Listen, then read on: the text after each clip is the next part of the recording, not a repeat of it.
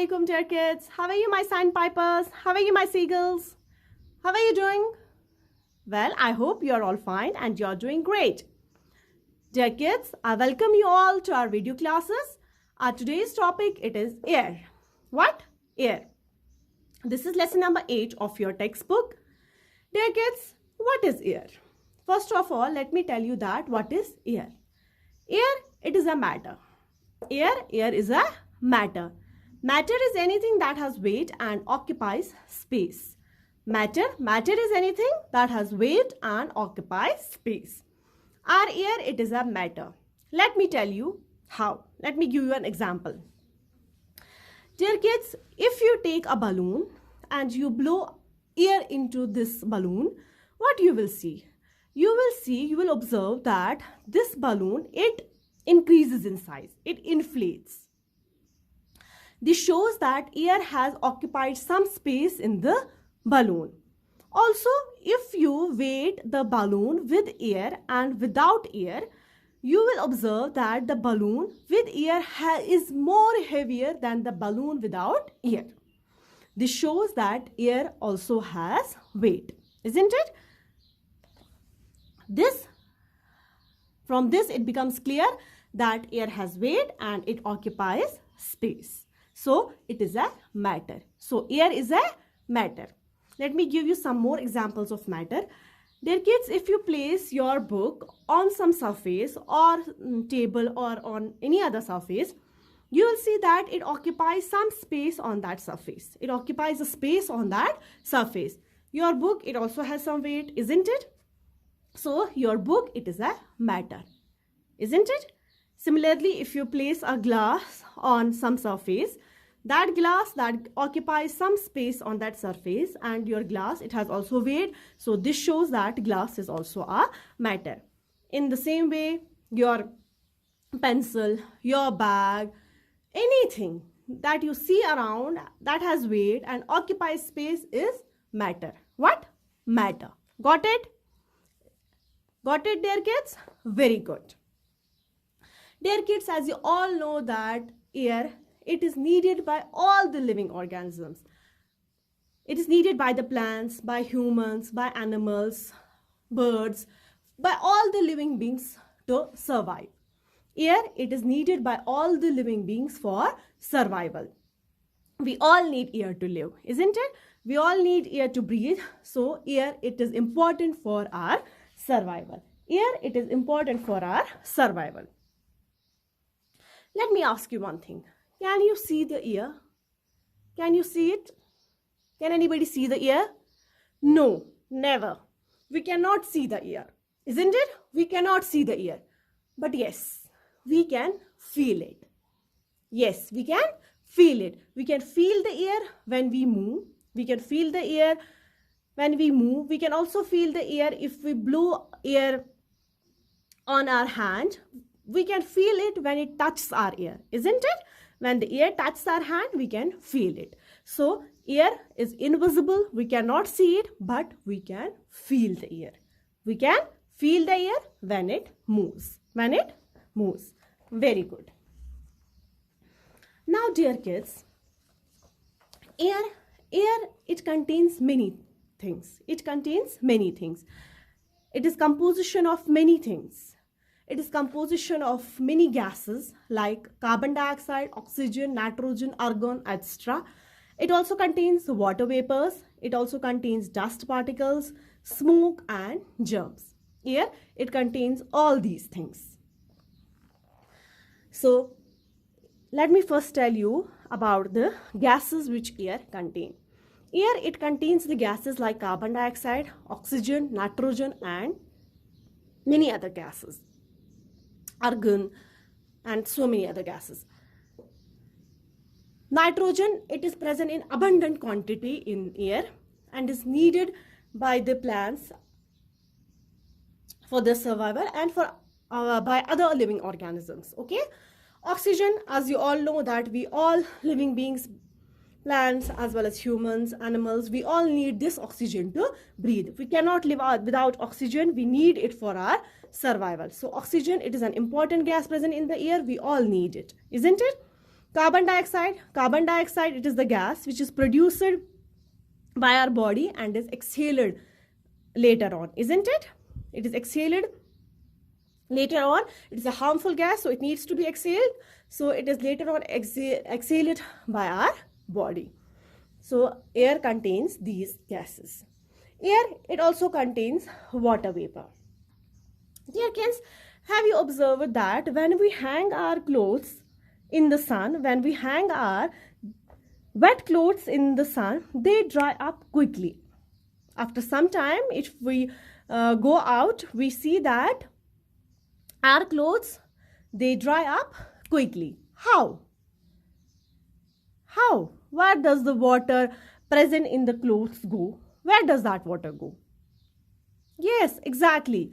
The heat of the sun that changes the water present in our clothes into water vapor. Into water vapor. This water vapor, it later gets mixed with the air and it becomes one of the composition of the air. Water vapor, it gets mixed with the air and it becomes one of the composition of the air. Water vapor that also rises up from the water present in the oceans, rivers, ponds, lakes. Got it? The heat of the sun that changes the water present in the oceans, rivers, ponds and other river bodies into water vapor. That water vapor that also rises up in the air, up in the sky and gets mixed with the air. Air, it also contains smoke. It also contains smoke. Dear kids, if we burn a piece of wood or if we burn a piece of paper, smoke, it gives out smoke, isn't it? A piece of paper or a piece of wood, when burned, they give out smoke. They give out smoke. That smoke that gets mixed with the air and becomes its composition. That smoke that rises up and becomes composition of the air. So air, it also contains what? Smoke. Smoke also comes out of the industries, factories, isn't it? From the chimneys of industries and factories, they also give out smoke. The chimneys and the chimneys from the factories and the industries, they also give out smoke. Air, it also contains germs. What are germs? Germs are the living things that cause disease. Germs, they are the tiny living creatures which we cannot see with our naked eyes.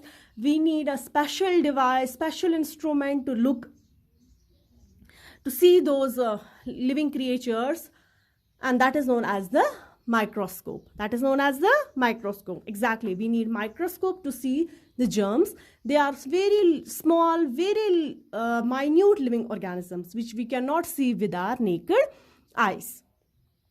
And these germs, they cause diseases. They cause diseases. They make us fall ill. They cause diseases. And these germs, they are also present in the air. Germs, they are also present in the air. Very good. Dear kids, we should always do one thing. We should always take in fresh and clean air. We should always take in fresh and clean air. There are so many ways by which we can take in fresh and clean air. One of the best way is to plant more and more trees around your house. When we plant more and more trees around our house, they give out fresh air. They give out more and more fresh air, and that fresh air is good for our health. Got it? To get fresh air, we should also do one thing. When we wake up in the morning, we should open all the windows of our room and we should let in the fresh air. We should also keep the proper ventilation in our room. We should never cover our face while sleeping. Got it? So we should allow the fresh air to come inside the room. We should grow more and more trees. We should play in the playground to breathe in the fresh air. Got it? Now, dear kids, I told you that when the air moves, we can feel it, isn't it? We can feel the air when it moves. What is that moving air called, which we feel? What is that air called? Exactly, that air that is called the wind. Wind is the moving air. Moving air is called wind. Moving air is called what? Wind. Exactly. Moving air is called wind. This wind, it makes the leaves of a tree to move. It also helps kites and balloons to fly in the air. Wind, it also helps sailboats to sail in the water. Wind, it also moves sailboats in the water. Dear kids, sometimes, have you observed that sometimes there is a very soothing, very gentle air moving? Sometimes there is a very soothing, a very gentle air, and when we feel that air, we are like, kitni achhi hawa chal rahi hai. You know what is that gentle wind called? That is called breeze. Breeze is a gentle wind. Breeze is a gentle wind. What is breeze? Breeze is a gentle wind. Got it? This breeze, it makes the bits of paper to move. It also helps dry leaves that fall from the trees on the ground to move. Isn't it? The fallen trees, breeze, it also helps the fallen trees to move, that are present on the ground, to move.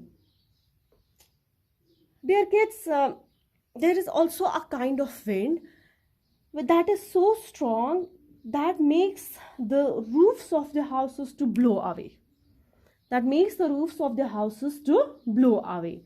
That air that even uproot the trees. That air that even uproot the trees. What is that strong air called? What is that strong wind called? That is called storm. That is called storm. Storm, it is the strong wind that makes the roofs of the houses to blow away, and it also uproots the trees. Got it? It's so strong that it makes the roofs of the houses to blow away and even uproot the trees. Got it? Very good. Now, my dear kids, let me ask you this thing. Have you ever heard this term, wind vane? Have you ever heard this term, wind vane, or have you ever seen wind vane? Let me tell you what is this wind vane. Wind vane, let me first tell you that wind vane, the other name for wind vane is weathercock. What? Weathercock, exactly. The other name for wind vane is weathercock. This wind vane, it shows us the direction of the wind. Wind vane, it shows us the direction of the wind. In the ancient times, it was used as an ornamental instrument on the top of the buildings or on the rooftops. Got it? In the present times, many of these buildings, especially the buildings which are old, they have this wind vane placed on their rooftops or on the top of the building. This wind vane, it shows the direction of the wind. Wind vane, it shows the direction of the wind. Got it? Very good. This was all about the air. Is everything clear to you about this lesson? Everything? No confusion? Very good. Excellent. Now, dear kids, let me give you an activity that you will perform at your home. What you will do, you will take water. You will take water. So you will take some water in a bucket. You will take a bucket and you will pour some water in that bucket. After this, what you will do, you will try to push a plastic bottle into that water tub. What you will do, you will try to push a plastic bottle into that water tub. What you will observe, dear kids, listen, what will happen? Then you will try to push the plastic bottle into the water tub. As air enters the bottle, you will see the bubbles coming out of the bottle. You will see the bubbles coming off the bottle. This shows that the bottle has air the bottle, it had air and the water took place.